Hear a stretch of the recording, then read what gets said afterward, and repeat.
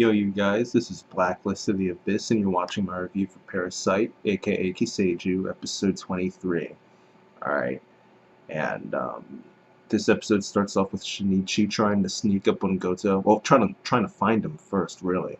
But he's able to sneak up on Goto because of the fact that he doesn't have Migi with him. Therefore, Goto can't sense him coming as easily.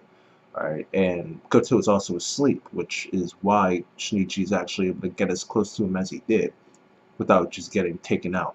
Alright. Um, and when he first got to where Goto is, he started to question whether or not Migi was absorbed by Goto. So this is where we first hear this proposal from Shinichi, and we get that hope that we can grab one too. Um, but before he focuses too much on that, he just decides to try and take out Goto by getting him right in the neck.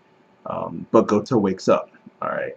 And the rest of the episode is, for the most part, Shinichi trying to fight against Goto slash survive against him. Um, After that failed attempt right there with the cleaver, Shinichi is able to hide. He finds this like huge stick thing, sharpens it, and then tries to jump out of a tree and get him in the neck again, but that doesn't work. And he ends up just getting punched through the air, and like that pile of trash from the last episode. So I ended up being right about that being relevant. I wasn't really sure about whether or not it would show up, but I did mention like, hey, it probably will, or it might. So keep in mind, like, don't forget about it because it might be important. So for once, I was actually right about one of my predictions in Parasyte. Um, but anyway, Shinichi ends up, while he's sitting here on this trash heap and like watching Goto get closer and closer, he ends up remembering some of the wounds that Goto got a couple episodes ago and how he was actually bleeding from one area in particular, which was his side. So he uses this like metal rod stick thing, I think it was metal, that he finds in with the trash and actually stabs Goto in that spot. Alright, and it got stuck a little bit in there because of all the muscle and stuff, so Shinichi ended up just like kicking it in. Alright, and that caused enough pain to Goto where Shinichi was able to buy enough time to actually run back into the forest. Alright, but Goto did end up catching up. However, the damage was already done because he tries to kill Shinichi, but then he ends up getting all this resistance from the different parasites that make up his body. Alright, and he kind of just like powers through it at first and tries to attack Shinichi again. This is when we get like the lightning release, and Shinichi's remaining part of his arm, where Migi is, or like it. So the remaining part of Migi and Shinichi's arm catches Goto's blade slash arm, which was actually Migi from where he had been absorbed. So then Migi like transfers over back to Shinichi's arm, and then Shinichi ends up being back to normal. Um, which I'll just assume that lightning was just there for effect and not like actually happening. Like there wasn't all this lightning crap being released. I'll assume because that would just be weird. All right, but we get Migi back. Okay, Migi's back. Alright. And Migi ends up explaining to Shinichi why it is that Goto is having this resistance. Okay. That rod that Shinichi stabbed him with is revealed to have had, what was it, cyanide on it. So he ended up getting poisoned, Goto I mean, ended up getting poisoned from it.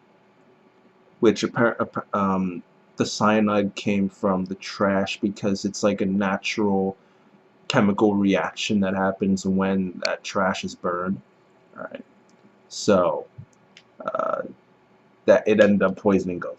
Alright, pretty much. And because of the poison, along with the vital organs that he had damaged, because of apparently when Migi was on his way out and transferring, he took out some of Goto's vital organs. Okay, so I'll accept it, whatever. Alright.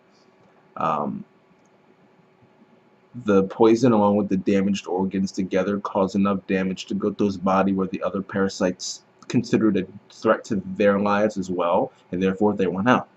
Alright, and that's what the resistance is coming from. So Migi, He goes and he delivers one hit to Goto, and that's enough to cause his body to explode. Alright.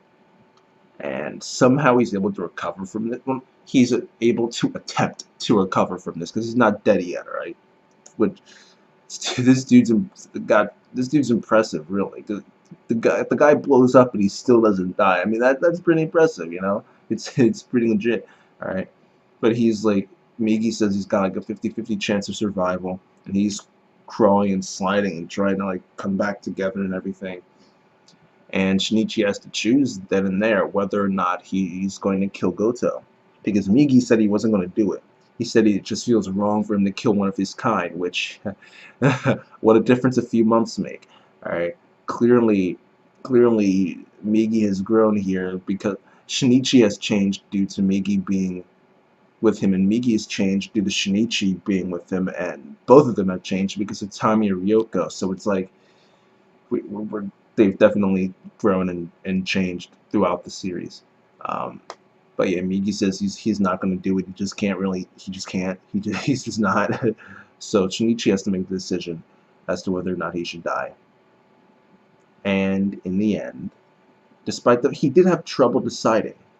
But in the end, he does decide to kill Goto, which I don't know why it was such a hard decision for him. I mean, I do because I watched the episode and I read the dialogue, but at the end of the day, gotta weigh the positives and the negatives. If Goto does survive, then you're screwed, and Murano's screwed, and your dad's screwed, and a bunch of other humans are screwed, and yeah. Plus those dudes that got killed a few episodes ago. Now their deaths were in vain. You know, so that we can have massacres like that on a regular basis now, if this dude survives. So you gotta. Once you think about it like that, it seems pretty clear he should die. Even if he looks pathetic, you know, right now, even if he looks pitiful now, and he's just struggling, trying to survive just like you are. I mean, even if he looks like that now, don't just think about now, think about in the future when he's alive and taking people out, you know? So it should have been an easy decision, but it wasn't, but it's fine. It's fine. Yeah, that's pretty much the episode. The townspeople, they discover Goto's corpse. Shinichi ends up heading home. And yeah, that's that. We've got one episode left. Right now, I'll assume that this episode is going to tie up loose ends with Murano and Shinichi's dad. He'll probably tell them about Migi, because Migi probably doesn't care at this point. Right, so he'll probably tell them about Migi. Maybe we'll get the answer to who it is that programmed and sent these parasites to Earth, and what event it was that caused them to descend to Earth in the first place. So hopefully we'll get something regarding that. But as for this episode, I'll give it an 8 out of 10. Thought it was good. And that's that, you guys. Rate, comment, subscribe. And I'll see you guys next time.